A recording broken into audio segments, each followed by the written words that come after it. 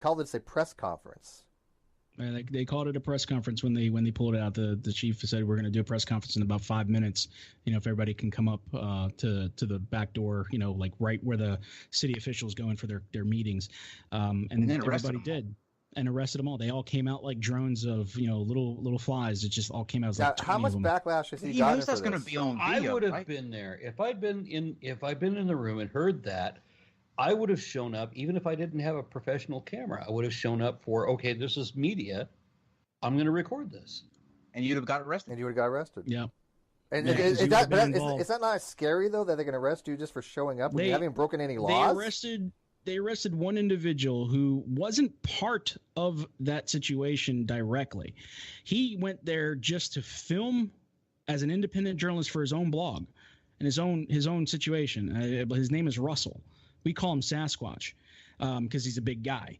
And they even arrested or seized his camera and his stuff. And that's completely wrong. They violated his rights. If Fox News would have shown up, would they have arrested the news crew, they would correspondents? I would say yes, because based on what they did there, they would have. The reason why I say that is the accusation that they said was every single one of those individuals who were not directly involved were a witness, and their cameras would have been seized. And what do you think would have happened had that been the case? Oh, we would have seen this on CNN. And don't you think that would have been awesome? They had to think about this. They had to pay to get their own stuff back. They had to pay $25 to go and retrieve their phones, their guns. They had to pay. But why is it a double standard? Look, if it would have been newsworthy if it was Fox that got arrested, why isn't it newsworthy that these people journalism is a loose thing. Exactly. Thank you. I went to Standing Rock. And there was no CNN, there was no NBC or anybody, there was no major, networks at Standing Rock. So there were a couple of online, like Democracy Now!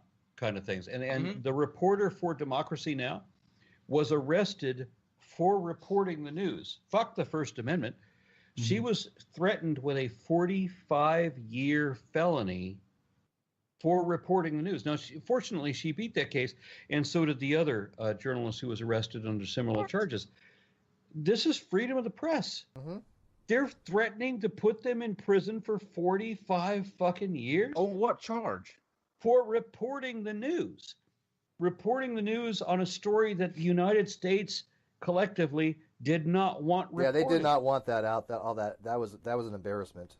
Oh, well, people aren't smart sometimes, I don't think. They don't, when they do shit like that, charging somebody and making them or threatening them with 45 years, they don't think things through. They don't think how it's going to be, because I don't see anybody siding with the government on that ever. But isn't this? Well, they're hoping that person is going to be is only selfishly thinking about their own livelihood. Yeah, they're going to capitulate and concede, right? But don't you think that this is reasons why we need these kind of audits? I mean, it's the fact that I do. This is why I said I'm torn. I'm torn because I don't like people antagonizing the police. Yeah, I agree. We don't know what kind of negative. Right. We don't know what kind of negative repercussions can come from that. I agree. But at the same time, yes, the public needs to be alerted, and the First Amendment, the Constitution in general, does not defend itself. Right.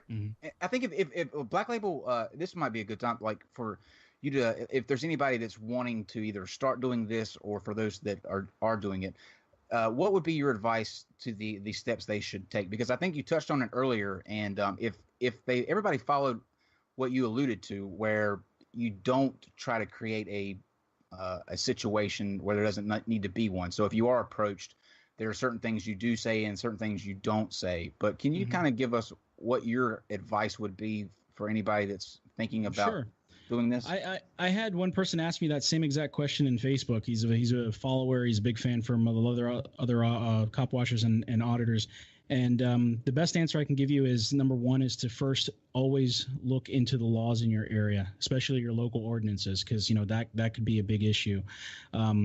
Also, check your city and state property lines and things of that sort, so you know what is property is public and what's private. That's also a big savior. And you'll see News Now Houston do that a lot, where he checks the boundary lines online for that particular city before he goes what he does, and he does that religiously because he doesn't want to get jammed up. Yes, know the laws, know what you're doing, and know the moment when you can't go any further, because if you continue pressing your luck, you might end up, it might end backfiring against you. Never go alone. Number one, especially when you're new, because if for some reason you go by yourself and you think you know it all and you don't, you get arrested, that story will never get out. They can delete the footage. They could remove the live feed off of YouTube, unfortunately. I've seen this happen before. Somebody's live feed recently got deleted off their page, and it just disappeared. Nobody knows why. That's because they were arrested and they had access to the video. Can it be recovered? I don't know. But always have a backup. Now, you probably noticed that when in the very beginning, when you said that you were watching News Now Houston, he was kind of hanging around with the Batusai. We call him Batman, Mr. Turner. The News Now Houston backed Turner up on those cases. And one particular case where they actually saw the police officers going into his vehicle without a warrant, they caught that on video because you had a backup that was always there. So never go alone. Never go alone, because you need to have that story come out. And really, the next best thing I could say is also look at other auditors and other cop watchers out there and see how they do it, and kind of find your style. Because I'm going to say this: there's auditors out there, and we had this talk before the show, that there are baiters out there that I don't condone.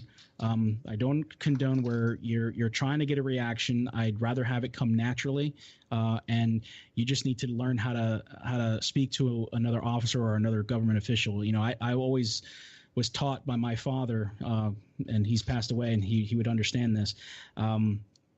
If you respect another individual, they're going to respect you back. And somebody said it was social engineering. Honestly, you just be nice with everybody you deal with, and I'm sure you're going to get the same in return. They'll respect you. But if they don't, then at least you got it on film that they're disrespecting you. You're not doing anything wrong. Yeah.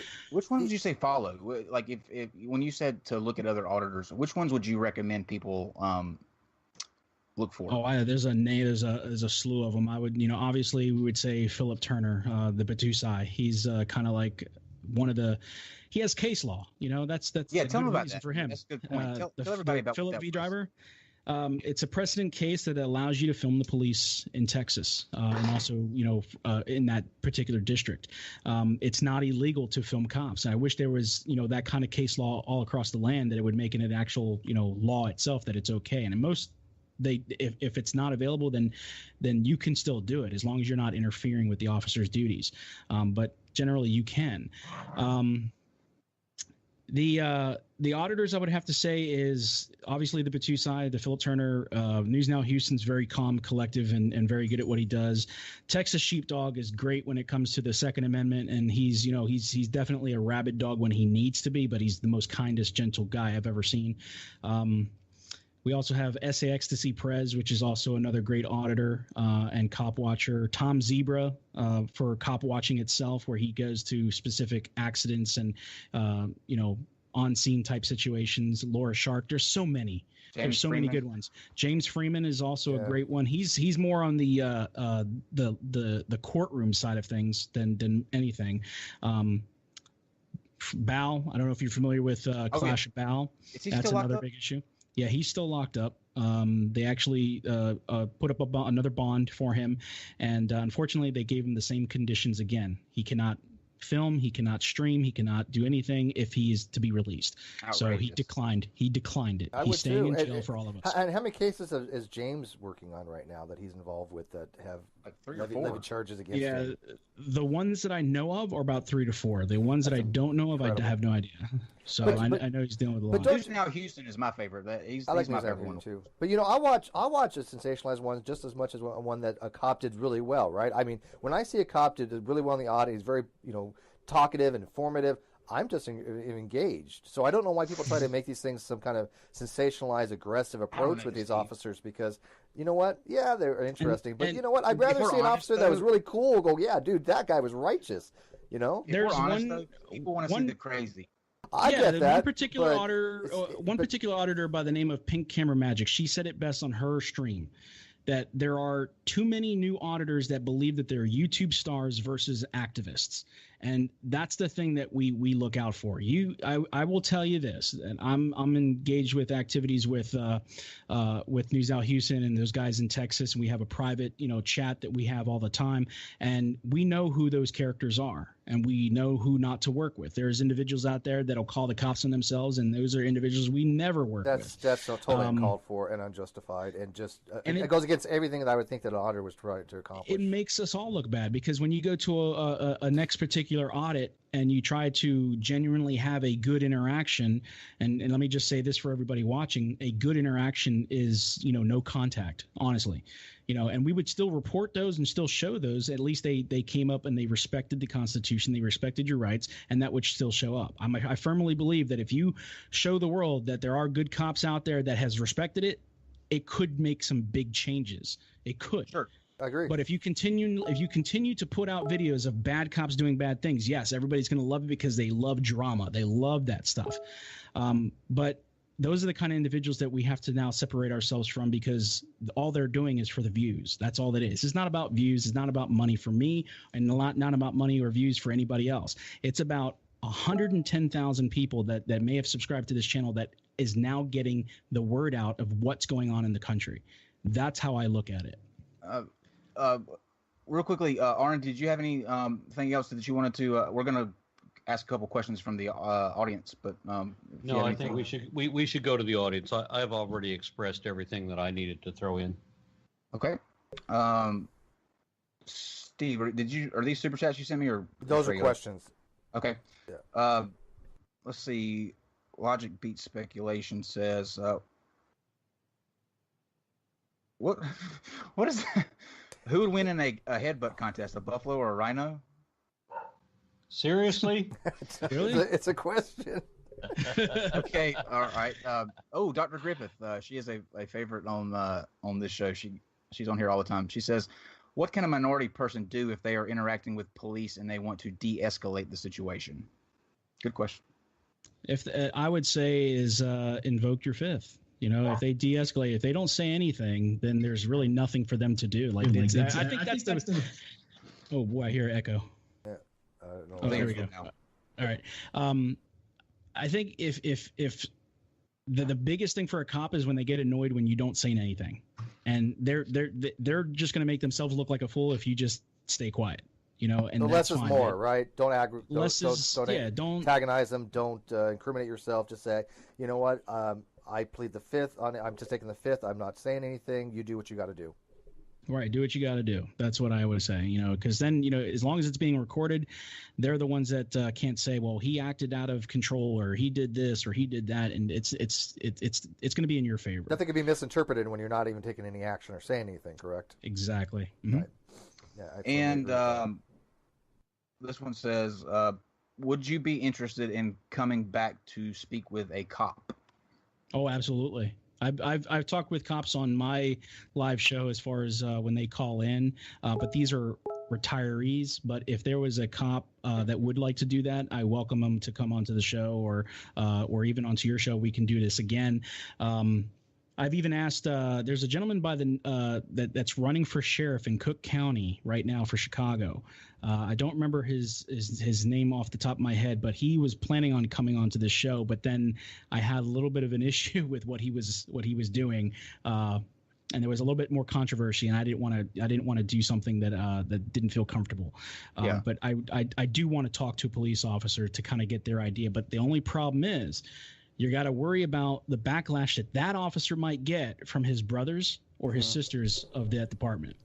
Yep, that's true. Yeah, but I think we've only just barely touched the surface of this. I mean, there's so much more to go into a lot of this stuff. This was very superficial to give the audience kind of an overview, especially if they've never seen any types of these videos. And I highly recommend go watch them, go check them out. If you haven't ever heard of First Amendment auditing or Second Amendment stuff, go look at these things. They are worth watching. The next question is for Aron. Aron, when are we going to see part 2 of Kent Hovind v. Aron? Well, that depends entirely on my my opponent. Wow. That's how you really feel about Kent. You're so subtle sometimes, Aron. But Well, Kent Skid, the you emails read them you off. You read them Some off. people can learn from having been incarcerated for 10 years for fraud, and some people can't learn from that. That's all he knows. Seriously, that's all he knows. There's a follow-up. When is the next debate we're going to see you in? Damned if I know. No one will schedule me for a debate.